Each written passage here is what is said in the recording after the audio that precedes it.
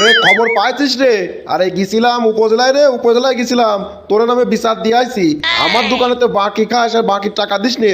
1 বছর হয়ে গেছে, কোনো টাকা দেওয়ার খোঁজই নাই তোরে। ডাকেছি সালিশ, দেখছে না কিরম লাগে। আমার দোকানে বাকি খেয়ে টাকা দিবা না নাকি? এ মজিদ ভাই, এ তুমি কও কি? এ তোমার মাথাটা কি ঠিক আছে নাকি?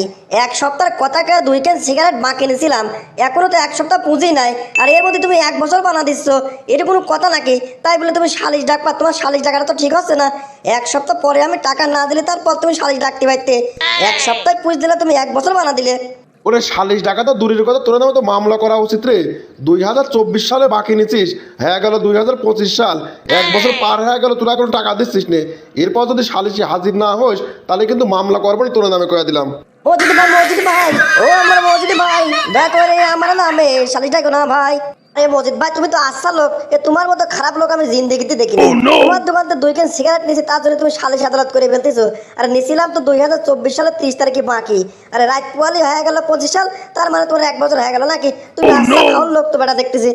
আরে উচিত কথা কলি কও, চাষা নামেতে নামো নাকি? আমার দোকানতে বাকি খাবা, আবার টাকা দিবা না। 1 বছর হয়ে গেল, 24 সালের টাকা হয়ে গেছে 25 সাল, টাকা দেওয়ার নামে খোঁজ নাই। সালিশ ডাকলি পরে চাষা খারাপ হয়ে যায় নাকি? ওসব কোনো কথায় কাম হবে না নে। তুমি টাকা দিবা নাকি তাড়াতাড়ি কও, নাহলে পরে সালিশে তোমার হাজির হওয়াই লাগবে নি। আরে মজিদ ভাই, হয়েছে গো হয়েছে, আর সালিশ ফালিশ টাকা লাগবে না। 2 ক্যান সিগারেট দাম পাবো, তার জন্য তুমি এত কিছু করতেছো। এ নাও, তোমার আমি 50 টাকা দিচ্ছি, তুমি সব মাফ করে দাও গো, ভুল লাগে। তোমার দোকানদার বাকি খাবো না নে।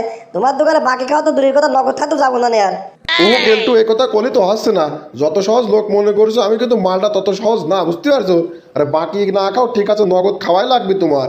তুমি আমার দোকানের পিছনে দাঁড়ায় বিড়ি টানো আর ওই কুদ্দুসির মেয়ের সাথে গল্প করো। কি সুন্দর মিষ্টি মুষ্টি করে কও তুমি বিড়ি সিগারেট খাও না। তুমি যদি আমার দোকান থেকে বিড়ি সিগারেট কিনে না খাইছো রে কেলটু, আমি কিন্তু সব কথা কুদ্দুসির মেয়ের কাছে কব নে, যে তুমি সিগারেট খাও বিড়ি খাও। আর আলতু ফালতু কথা কব নে, বানাবি নে যে বিড়ি সিগারেটের মধ্যে কি পাতা মাথা ভরে খাও। এ ঠিক আছে মজিদ ভাই, ঠিক আছে, আর কয় না, যা কইছো কইছো, আর কয়া লাগবে না।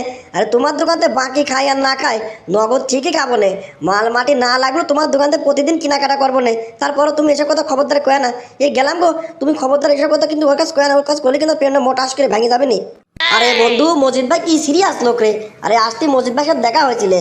আরে মজিদ ভাই বলে উপজেলা গিয়েছিলে সালিশ ডাকতি। আরে সর্বনাশ, ডিসেম্বরের 30 তারিখে খাইছি একখান বাকি সিগারেট নিয়ে, আর একখান বাড়ি নিয়ে গেছিলাম মোট 2 ক্যান।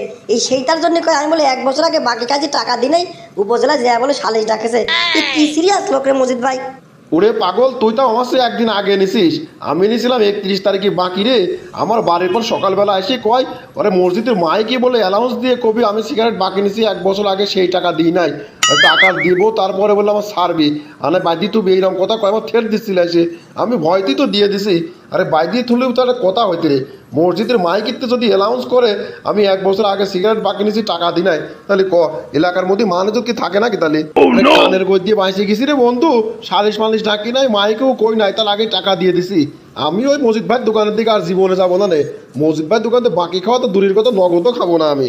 আরে খবরদার এ ভুল করিস নে রে, আমি মজিদ ভাই কইছিলাম বাকি খাওয়া তো দূরের কথা, তোমার দোকানে নগদও খাবো না আর। আমার কি কয় জানিস? আরে আমি যার সাথে প্রেম করি, ওর কাছে মিথ্যে কথা কইছিলাম, আমি বলে বিড়ি মিড়ি কিছু খাই নে। আরে সেটা আমার কয় আমি বলে বিড়ি মিড়ি খাই, সব কয়া দিবি। আরে খালি তাই নাকি? কয় আমি বিড়ির মধ্যে বলে পাতা মাথা ভরে খাই, সেটা কবি। এই কথা যদি ওর কাছে কয়, তাহলে আমার প্রেম কেন থাকে নাকি?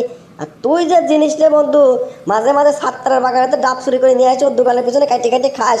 তুই যদি কই যা নগদ মগদ খাবি নে, তোর চোরের দায় দেখে না জেলে যাওয়া লাগবে না। ও ঠিক করে দিবি তুই ডাব চুরি করে খাইছিস। ও জিনিস নাই এখনো, মালটা কি জিনিস। এ তো ভারী সিরিয়াস লোক তো রে বন্ধু। আরে বাকি টাকা তোলার জন্য কি কৌশলটা কাজে লাগাচ্ছে চিন্তা করে দেখ। আর 2-4 দিনকার বাকি বানা দিচ্ছে 1 বছর। আবার বাকি খাওয়া তো দূরের কথা, নগদ যদি না খায় ওই দোকানে যদি না যায়, তাও আবার ইমোশনাল ব্ল্যাকমেল করে ফাঁসা দিচ্ছে। না রে বন্ধু, এ মালটা আসলে একদম জিনিস রে। এ বাকির টাকা তোলার কায়দা কিন্তু সেই রে বন্ধু।